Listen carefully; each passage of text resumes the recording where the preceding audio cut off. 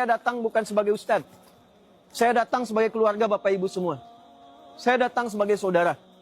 Setidaknya tidak malu di hadapan Nabi saat pulang nanti. Keluarga kamu di Aceh begini, kamu kerja apa? Apa cuma cukup ceramah? Cukup ke masjid? Tak bisa. Jadi sekarang kita mesti berubah. Di data 120.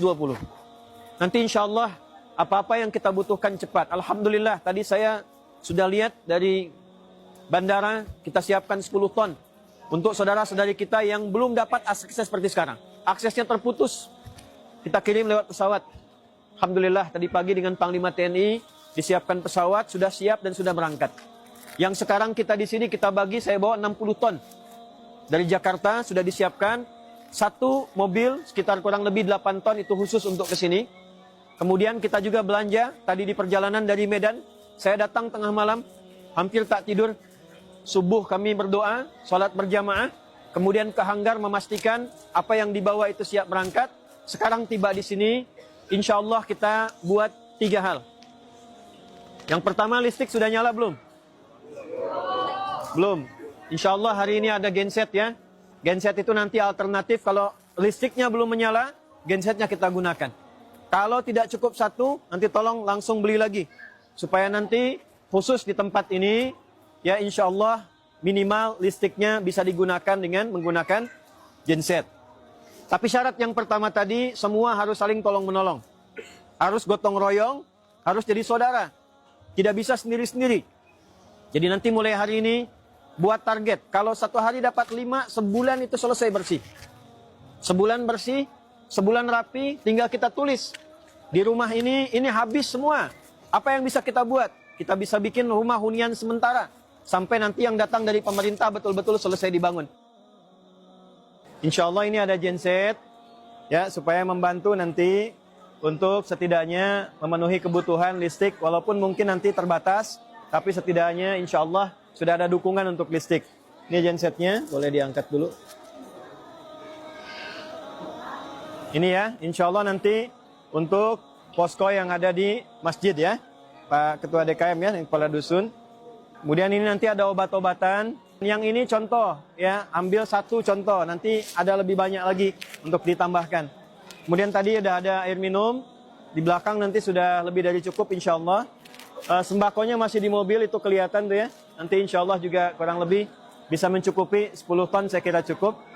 Kemudian yang terakhir, nah ini nanti saya serahkan ke kepala dusun ya dengan ke Ketua DKM di sini untuk yang ada di masjid ya. Tadi sudah dihitung dari teman-teman di sini, dari belian, dari BN ada kurang lebih 120. Ini satu isinya ada 500.000. Jadi nanti untuk pegangan kalau kira-kira sudah bisa beli sesuatu untuk awalnya ini insya Allah bisa digunakan. Ya. Jadi ini saya serahkan dulu. Pak ya. Tidak boleh dipotong ya. Insya Allah. Insya Allah sehat semuanya ya. Baik.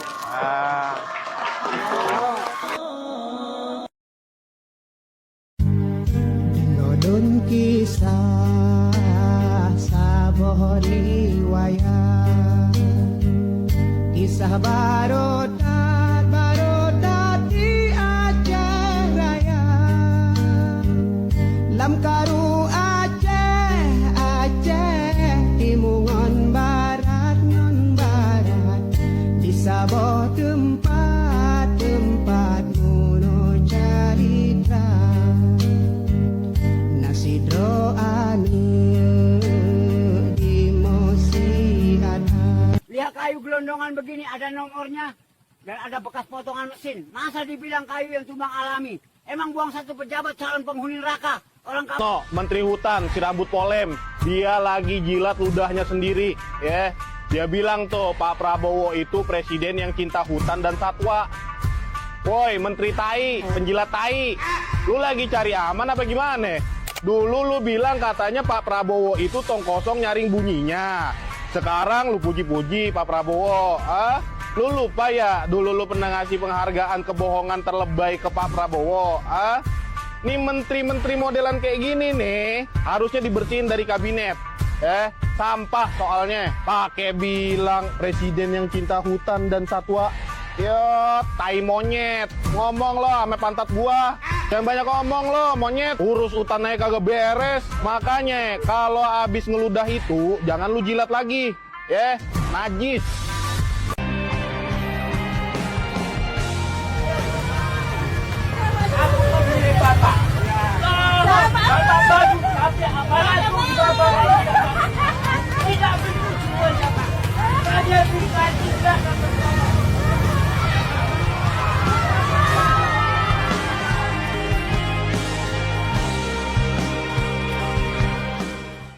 Sekarang saya tidak ragu-ragu mengatakan presiden ke-8 kita adalah bajingan tolol. Jika kita melihat lagi di tsunami di Aceh dulu dan bandingkan bagaimana Presiden SBY mengatasinya, beliau mengambil langkah tegas dan membuat kebijakan ruang udara terbuka, yaitu dengan membiarkan bantuan internasional masuk tanpa hambatan.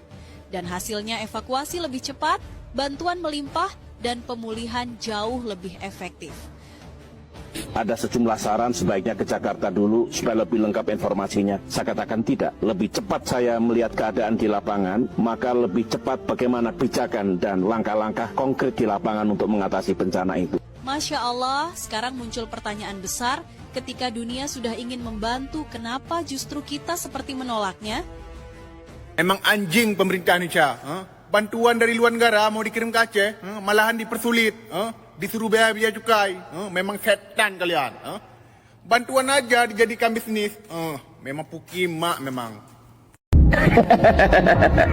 Prabowo menolak bantuan asing, katanya demi kedaulatan. Tapi negara ini dibangun dengan utang, modal, dan teknologi asing.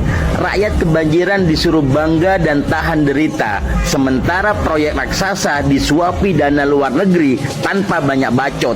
Nasionalisme dipaksa untuk menolak bantuan kemanusiaan, tapi dilacurkan saat proyek butuh uang. Bantuan asing untuk saudara-saudara kita yang terdampak banjir dan tanah longsor di Aceh dan Sumatera, mereka tolak. Sementara modal asing mereka terima dengan senang hati. Saya ditelepon banyak pimpinan kepala negara yang ingin kirim bantuan, saya bilang terima kasih. Concern Anda, kami mampu. Heran saya dengan penguasa negeri ini. Saya juga heran Pak Ustadz. Daripada kita heran,